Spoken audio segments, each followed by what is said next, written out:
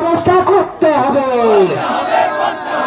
ICDS ও mid day meal কর্মীদের স্থায়ীকরণের ব্যবস্থা করতে হবে। অবিলম্বে শিক্ষা শেষে সব বেকারের কাজের গ্যারান্টি সৃষ্টি করতে হবে। অবিলম্বে সালের উপর ভর্তুকি প্রদান করতে হবে। অবিলম্বে বিদ্যুতের উপর ভর্তুকি প্রদান করতে হবে। বন্যা দুর্গত এলাকায় আগামী বড় মরশুমে বিদ্যুতের উপর ভর্তুকি দিয়ে চাষিদের ইলেকট্রিক সরবরাহ করে চাষ করাতে হবে। বন্যায় ক্ষতিগ্রস্ত বিভিন্ন ঘেরের বাঁধ মেরামতি অবিলম্বে করতে হবে।